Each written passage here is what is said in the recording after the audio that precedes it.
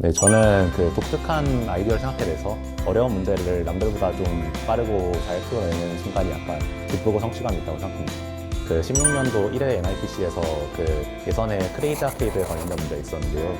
그 문제가 약간 그 정해진 답이 없어서 생각할 거리도 많았고 또 그 출제자분들이 그 문제의 내용에 관련된 게임도 만들어 주셔가지고 그 게임을 해보면서 약간 코드를 생각해 볼 수 있어서 가장 재밌었고 기억에 남았던 문제였습니다. 그 NIPC에는 약간 다양한 방향으로 생각해 봐야 될 문제가 좀 많아가지고 그 문제들을 풀 때 그 한 방향으로 생각하다 막히면 약간 과감하게 다른 방향으로도 생각을 해보는 쪽이 NIPC 문제를 푸는데 크게 도움이 될 것 같습니다.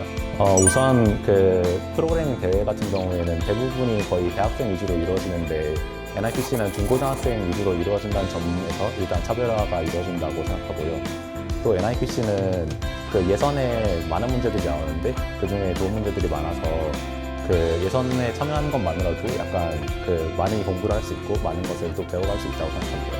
그 NIPC를 참여하면서 제가 평소에 그 열심히 공부했던 것들이 약간 결실을 이룬 것 같아서 기쁘고 또 그 제 실력이라는 자신감도 좀 생겼고요. 그래서 그걸 통해서 그 앞으로 공부하는데 좀 더 약간 원동력이 된 것 같습니다. NIPC에 그 참여해 보면 배울 것도 많고 얻을 수 있는 것도 많아가지고 프로그래밍에 관심이 있는 그 중고등학생들이 한 번쯤 참여해 보면 좋을 것 같다고 생각합니다.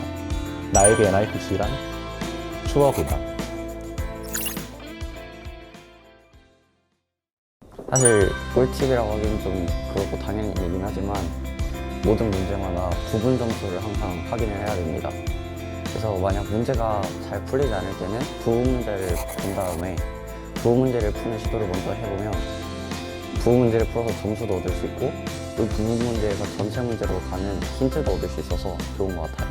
NIPC는 다른 대회들이랑은 다르게 이제 먹을 것도 막 주고 행사 같은 것도 많이 하고 그래서 정말 다른 대회보다 즐길 거리가 많은 것 같고 그 NIPC 예선이랑 본선 과정에서 문제도 다른 대회들보다 조금 게임과 관련해서 재미있는 문제들이 많이 나오는 것 같아요. 사실 NIPC는 코딩 대회이기도 한데 대회라고 하면 뭔가 서로 경쟁하고 그런 딱딱한 느낌이 있는데 NIPC에 오니까 경쟁한다기보다는 서로 즐기러 온다는 느낌이 강했던 것 같아요. 그래서 처음에는 좀 딱딱한 느낌이 들 줄 알았는데 막상 와보니까 다들 경쟁하려는 느낌보다는 정말 행복하게 본인들이 좋아하는 코딩을 하러 온 것 같아서 저도 거기 좀 감명을 받았고 그때보다 조금 더 코딩을 재밌게 하고 있는 것 같습니다. 저에게 NIPC란 축제입니다. 많은 사람들이 모두들 다 즐기러 오는 그런 곳이니까 저는 NIPC를 축제라고 하고 싶습니다. 초등학교 4학년 때 집에서 독후감을 쓸 책을 찾다가 예전에 어머니께서 가르치셨던 프로그래밍 책을 보게 되었는데 그 책이 재미있어서 코딩을 시작하게 되었습니다. 작은 상상력으로 사람들을 많이 편리하게 해줄 수 있다고 느낄 때 그럴 때 보람을 느끼는 것 같습니다. 초등학교 때 비주얼 베이직으로 치킨을 먹을지 피자를 먹을지를 결정해주는 랜덤 프로그램을 만들었었던 기억이 납니다. 고등학교 때 카카오톡으로 급식 정보를 확인할 수 있는 서비스를 만든 적이 있어요. 처음에는 주변 친구 몇 명에게만 알려줬는데 어느 날 확인해 보니까 이용자 수가 300명 가까이 되었더라고요.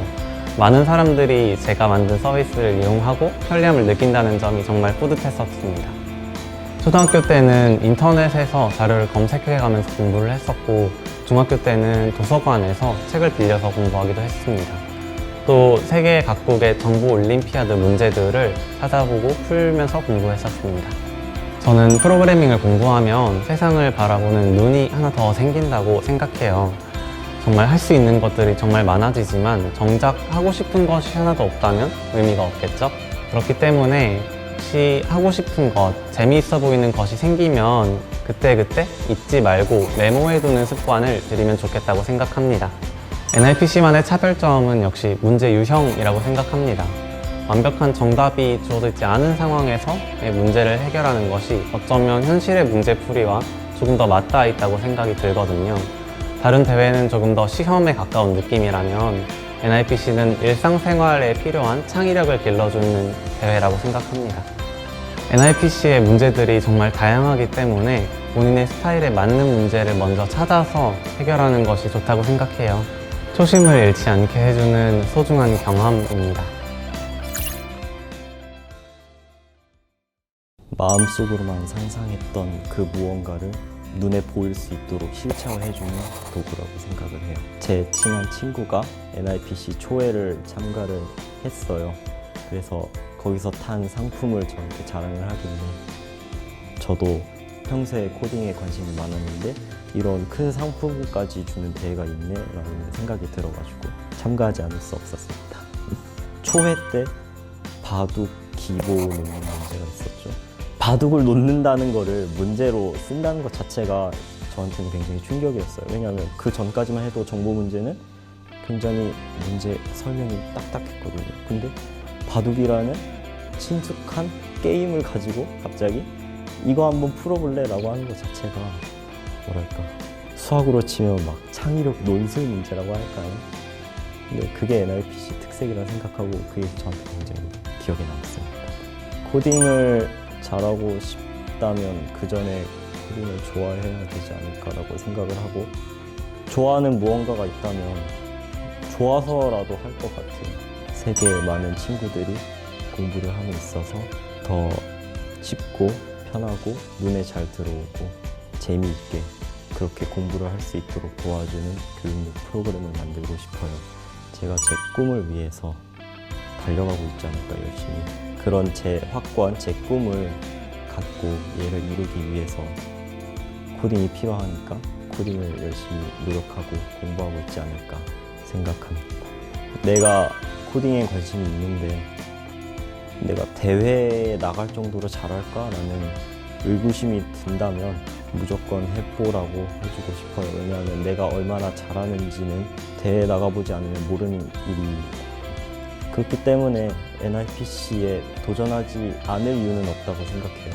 코딩이라는 도구 자체만으로 누군가가 머릿속으로만 생각하고 있던 그 무언가를 코딩을 통해서 실제 세상으로 끄집어낼 수가 있잖아요. 그런 코딩을 학생들이 자연스럽게 또는 뭐 여러 이유로 접할 수 있게, 시작할 수 있게 도와주는데 NIPC가 큰 도움을 주지 않았을까 생각을 해요.